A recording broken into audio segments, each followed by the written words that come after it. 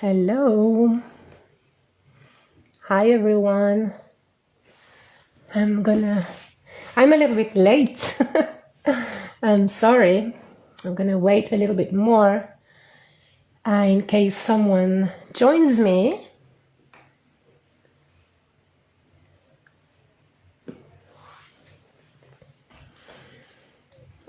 So today I wanted to do this live on Instagram because it's the last day of the challenge I've been sharing for the past 21 days. Since June the 1st, I've been sharing one new practice every day on my YouTube channel. If you haven't seen this challenge, you can still practice along with the videos.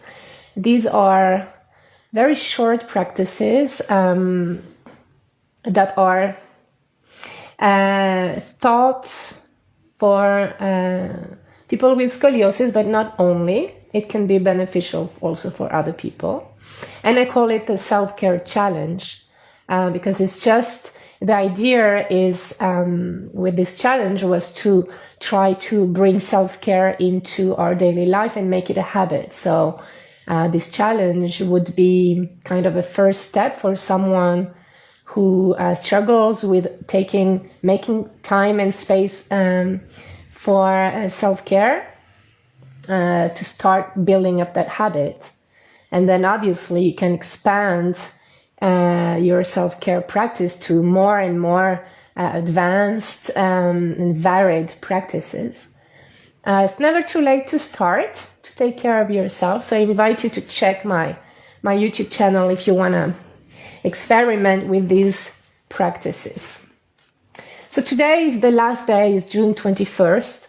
And so instead of sharing a pre-recorded video on YouTube, I thought I would go live here.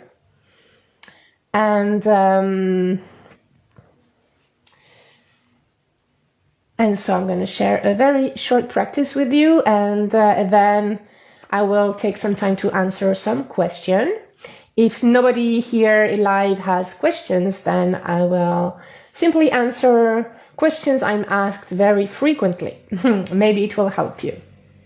So today's practice is a very gentle one that is available for anybody, even if you have your spine fused. Obviously, if your spine is fused, you will have to take that into consideration and simply be very, very, very gentle in the practice. It's a mobility practice for our rib cage and our ribs. Something that is beneficial for us also if we want to improve or become aware of the way we breathe, which is very important for us with scoliosis. And so your rib fused obviously will not be moving the same way.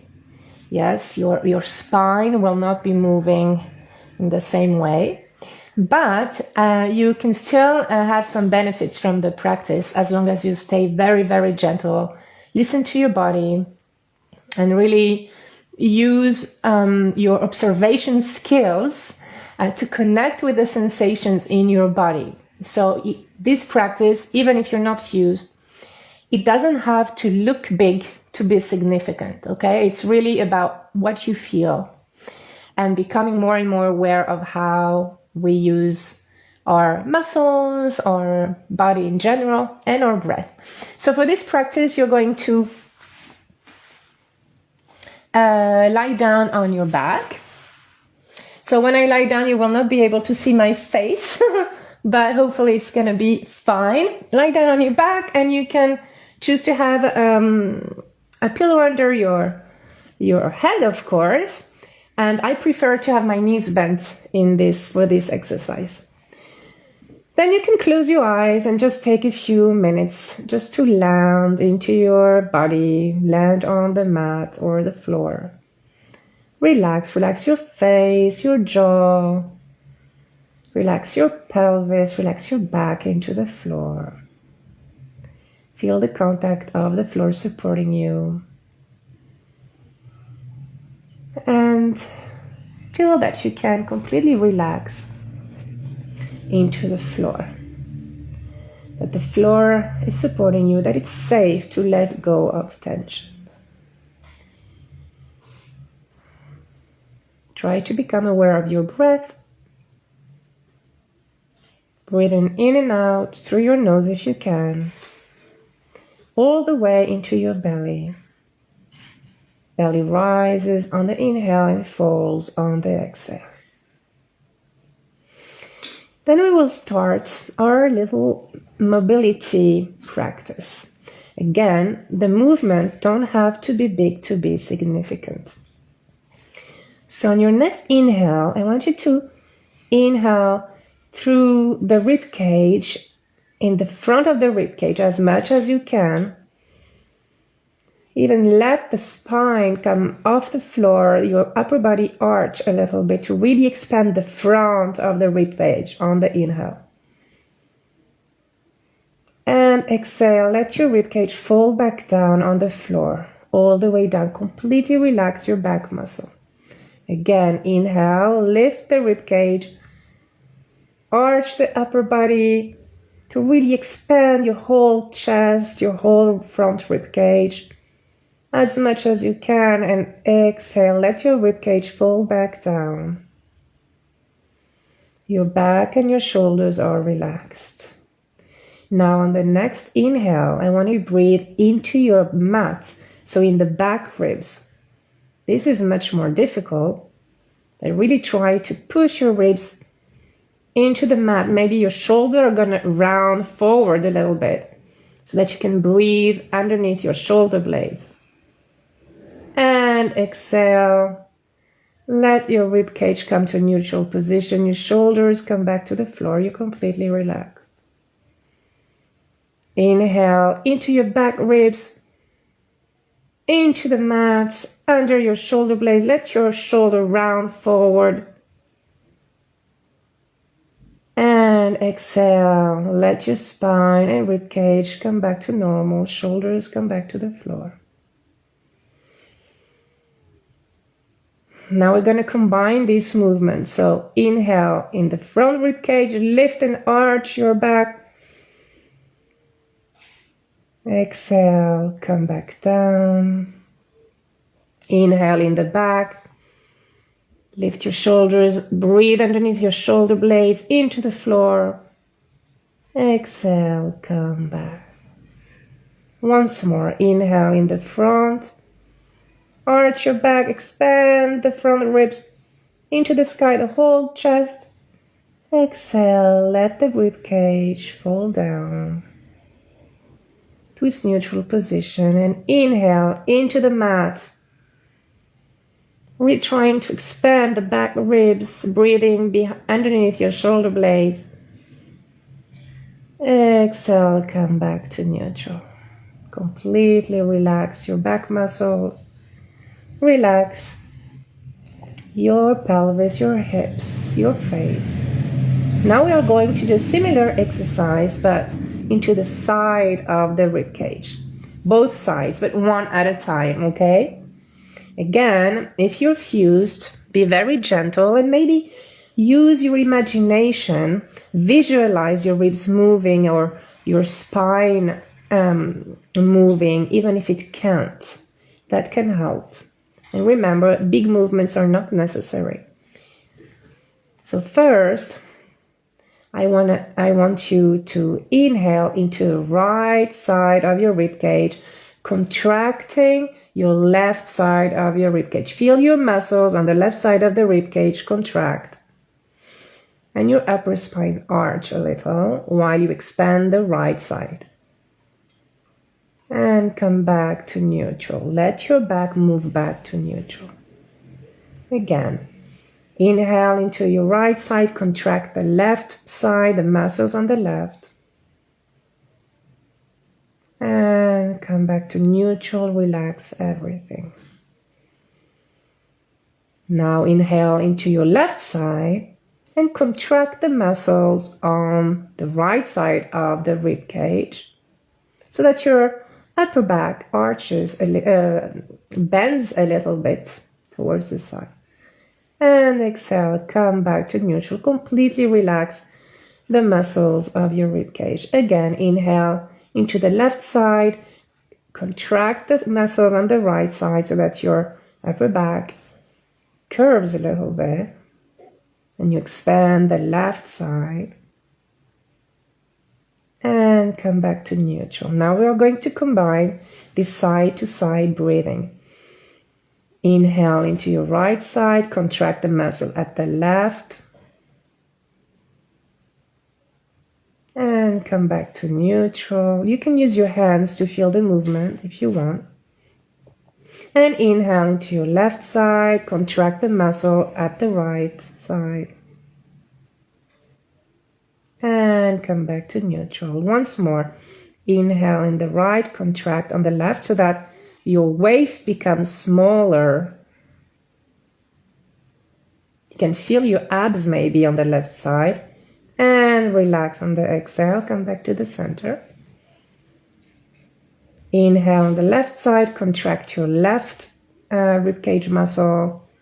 Make your armpit come closer to your hip in a way. And relax back to neutral. Now we are going to combine all 4 movements into a circular kind of breath where our whole ribcage is going to move first counterclockwise, and then we're going to do the opposite, move the ribcage clockwise. So to do that, you can use your hands if you want. First, breathe into your right side, contract the left ribs. Then lift your ribcage up to expand the ribcage and the chest. Move your chest, your ribs to the left, contracting the muscles on the right ribcage, and bring the whole ribcage down into the floor, inhaling into the floor. Continue inhaling into the right, contracting the left side. Open the chest and exhale, come back down towards the left, contract your right muscle this time and down into the floor. Come back to center. Completely relax, and we're going to do the same thing towards the left now. So inhale towards the left, contract the right side of the ribcage. Continue inhaling, lift, arch your back, expand your chest and ribcage. And exhale, contracting your left side muscle, slowly bringing your whole ribcage towards the floor. And take the inhale when you are in the floor, expanding your back ribs. Expand the side ribs. Lift your chest and exhale. Continue the clockwise circle. Come back to center, completely relaxed. And you can do this a couple of times more in each direction, following your own rhythm. And really focusing your attention on the movements of your ribs in all directions, together with your breath. Coordinating your breath with your movements. Feeling the muscle contract and expand. Contract and release tension. Open up so that your ribs can move and your breath can flow better. One side and then the other side. Don't forget to breathe into your back.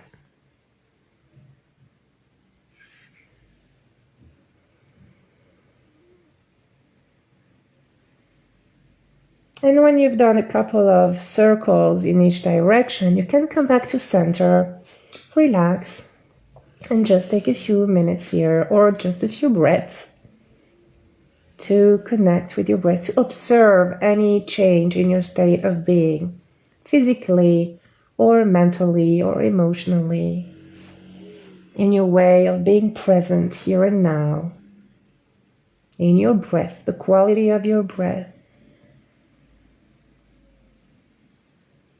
And you can stay here for as long as you want. I'm gonna sit back up so that I can start answering some of your questions. Sorry.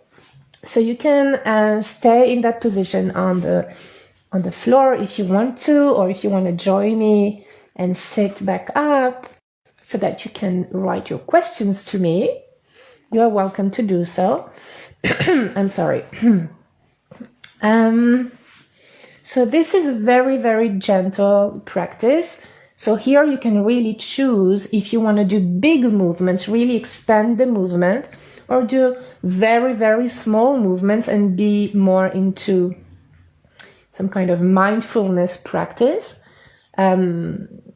Really focusing your attention on sensing even the more subtle sensations, the more subtle muscle contraction. And the more we manage to be present with our sensations and controlling our movements, etc., the more we bring our attention to the present moment. And so we manage to both work on the body and at the same time release mental tension, stress, we calm down, we are more present with ourselves, and we learn to listen to the signals from our body. So this is super important and always part of what I'm teaching, of my own practice, but also what I'm teaching, how to connect with our body so that we can start becoming friends and listening to each other. And if we want to do that, very often we have to pause, we have to take time. We cannot be rushing all the time. Otherwise, we don't have a chance to actually listen. So this practice has this effect also, but on a very physical level. It allows us to work with our mobility, ribcage mobility in a very gentle way. So obviously we can add a lot of variations to this practice, to this kind of movement, variations in the way we direct our breath, the way we contract our muscles. But this is a nice little warm up. And with scoliosis, we often have breathing issues, I would say, or some kind of dysfunction. There could be so many, but many of us have reduced lung capacity, or we breathe in a very shallow way.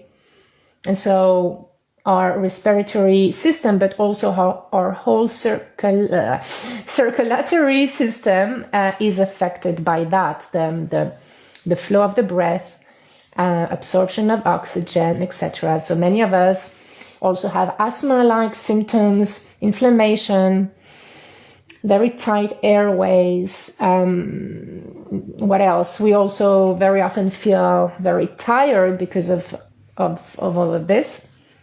So breathing would be a very important part of your self-care practice if you have scoliosis. And this is one way to start. Obviously, there are a wide range of breathing practices that can be even, individualized to each person's needs. So that was a little explanation. I want to see if you guys have questions that you want to write. If you want to write your questions, and I can read them up and try to answer them the best way I can. Otherwise, if you don't, I have a long list of questions people ask me all the time that I wanted to also try to answer publicly here. So I will start in the meantime. We'll see if you have some questions after a while. So one of the questions I get asked very frequently is why I haven't had surgery. These people, they ask me this question because they know, or I've told them, that I have double scoliosis of more than 90 degrees each curve. So obviously, it is not very common to have such big curves without and not having surgery. Especially, I've had them a very long time. It's not that I just got them now. I'm 36 now, and I have had them for more than 25 years. Obviously, not always that big, but I've had I was suggested surgery when I was 14 and my curves were over 60 degrees. And I refused. And the reason at the time, I refused is because I was very scared. That's, that's the main reason. But the reason why I stood by my choice and I still have no intention of getting surgery is because, I've chosen this approach to my own health and my body where I want to remain in control or have a sense, at least a sense of ownership over my body in a way that I feel that if I had surgery, I would give that sense of ownership away. I might be totally wrong and it might not be your case, your feeling or your experience. So I have a huge respect for you if you want to go through surgery or if you have it already. And I'm not saying that because you had surgery, you don't own your body. That's not what I'm saying, okay? Just to be clear. It's just my own personal feeling that, I don't feel that surgery is an option for me. And also, I live very good life. I have some issues, especially respiratory issues.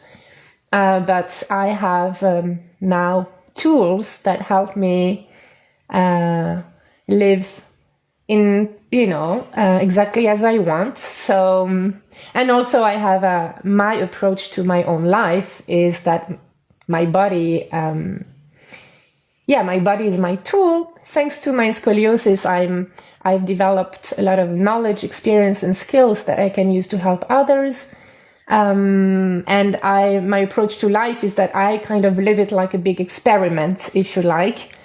So yes, surgery is still not an option for me, and I will do all I can not to have surgery, not because I'm against surgery for other people, but because it's not something that I identify with, or I don't know if I make myself understood. But again, I have total respect for everybody's individual choices, and there are no bad choices. I guess we make the choice based on the knowledge we have on ourselves, and and what we know is the best for us, what we want in life, etc. We all want different things. So for me, that choice is perfect for me, and I hope your choice is perfect for you. I still don't have any questions for you, so I will just continue on the questions I was asked many times already. I was recently asked in a previous live I did on my French account just today. I was asked if you can practice yoga when you had surgery, and if there are things that are not possible to do. And what should we do then if we can't do these things? So the answer is yes, you can absolutely practice yoga if you had surgery for your scoliosis. Depending on your surgery, if you had your whole spine fused or just a little portion of it, your possibilities will be different. Your body will be able to do different things. But in any case, it's always possible to adjust the postures and the movements to your specific situation, so to your specific surgery. And of course, there are two things to be careful about. First, you have to make sure that you've had enough time after your surgery to be able to take a physical activity safely. So ask your doctor.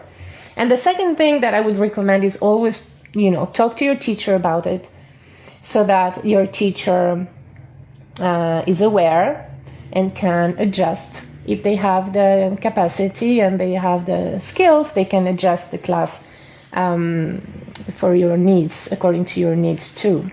And I don't know if you know that, but on Instagram, for example, there are plenty of people teaching yoga, Pilates, athletes, you name it, who have had scoliosis surgeries.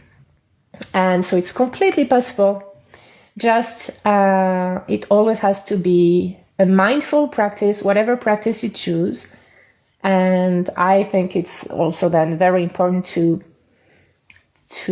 increase your knowledge of self, of your back, of yourself, and your capacity to listen to your body's needs.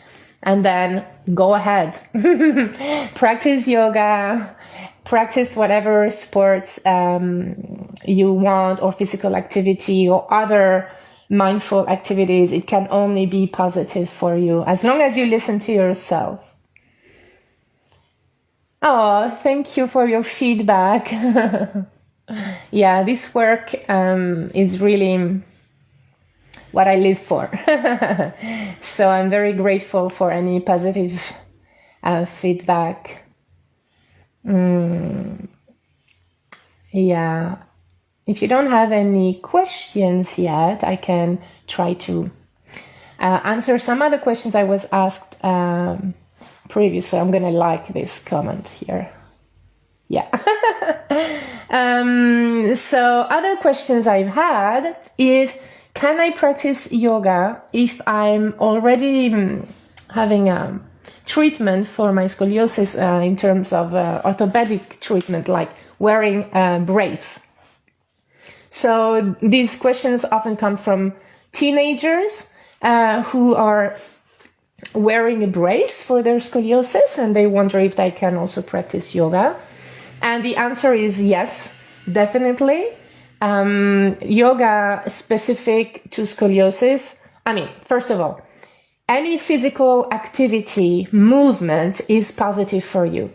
When you wear a brace and your body is immobilized, and held together with a brace, there was a time where people were told not to move, not to do anything. This has changed. It's now acknowledged, widely acknowledged, that when you wear a brace, the few moments, hours a week you're allowed to take it off, definitely you should move. So whatever activity you want to do, it's positive. When it comes to yoga, if you yoga specific to scoliosis can, on top of that, it can support the work you're doing with your brace. So it can come as a complement. For example, it can teach you how to use your muscles consciously, so that when you take your brace off, your muscles still are able to work and support your curve.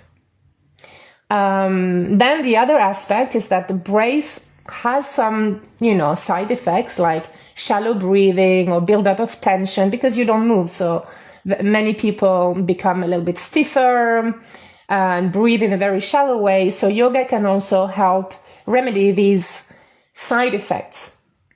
Yeah, so teach you to breathe, take fuller breaths, become looser, more mobile if you need to, etc.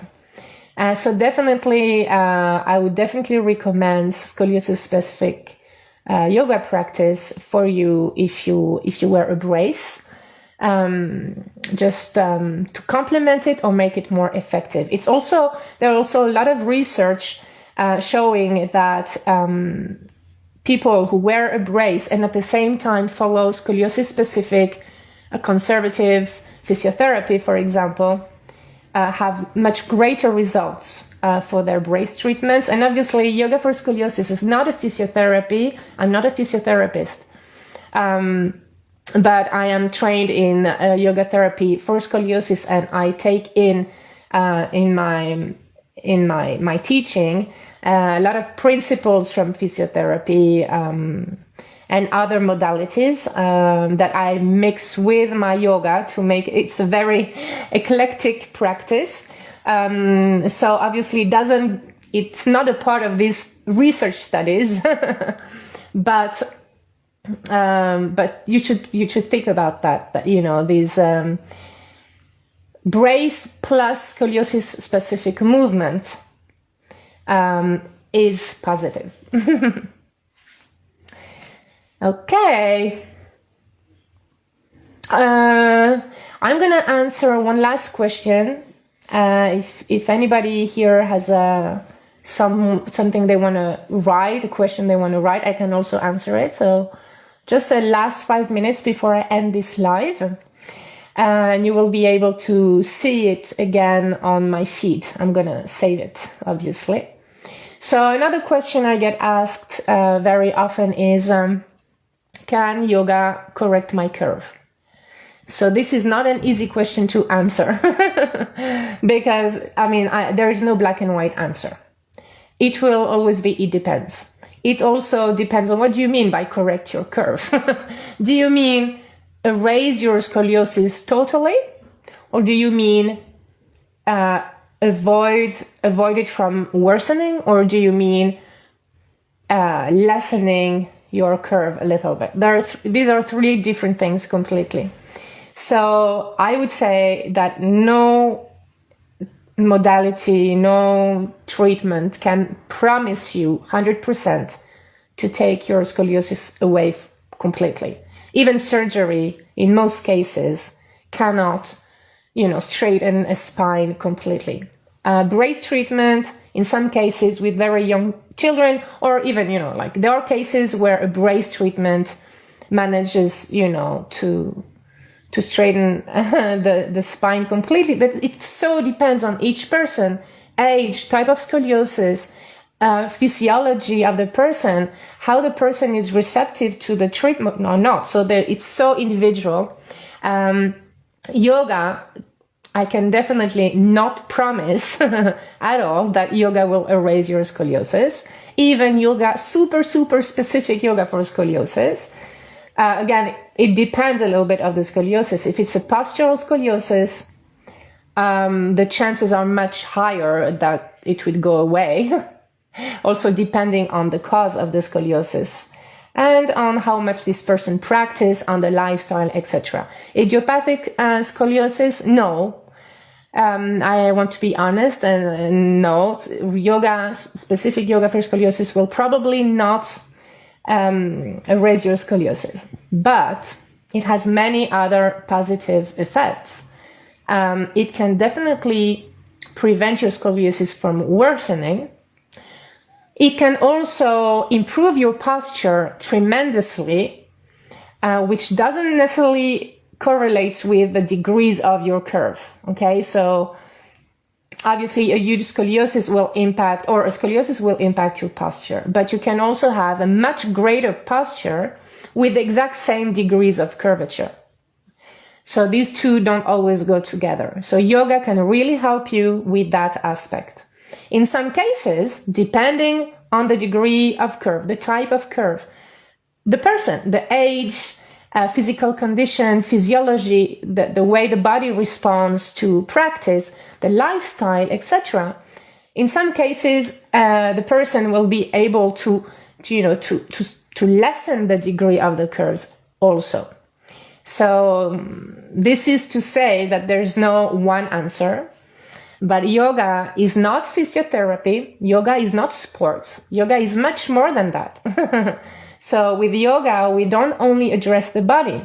We work with the body, but it's a holistic approach where we try to create connection or communion between the mind, the emotional part of ourselves and the physical part. So really coming together, and the goal being to live better.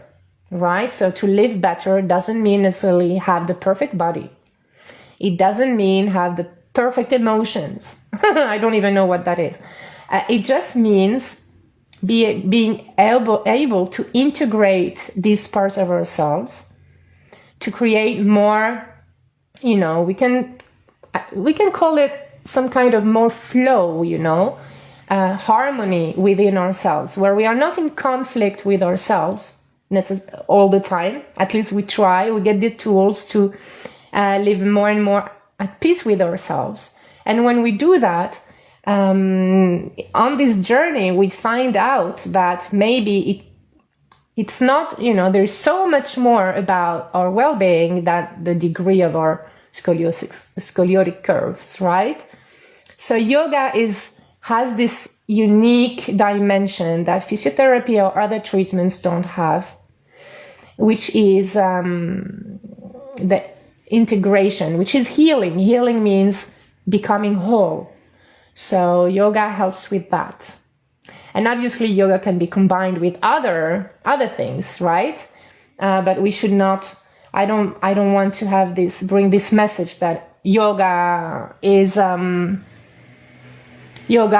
just the same as Shruth method or other physical therapies. No, yoga has another dimension, another approach, at least my approach to yoga and my way of working with my clients and my students is really trying to make these two dimensions or these multiple dimensions of ourselves meet so that we just are more at peace, more happy, we can live our lives better, we can know ourselves better. And when we know ourselves better, we can help ourselves better. So that's my approach. Okay, I see that nobody has any more questions. So I will say thank you. And I will end this live. And if you have any question later on, you can comment below the video, or you can send me a private message also, and I will try answering either by message or maybe in another live that I would do later in the summer. And if you haven't done or checked my 21-day self-care challenge on my YouTube channel, please, you can, do that now. You can start today. It's never too late to take care of yourself. The link for my YouTube channel is in my bio. Wishing you a pleasant evening. Bye-bye, everyone.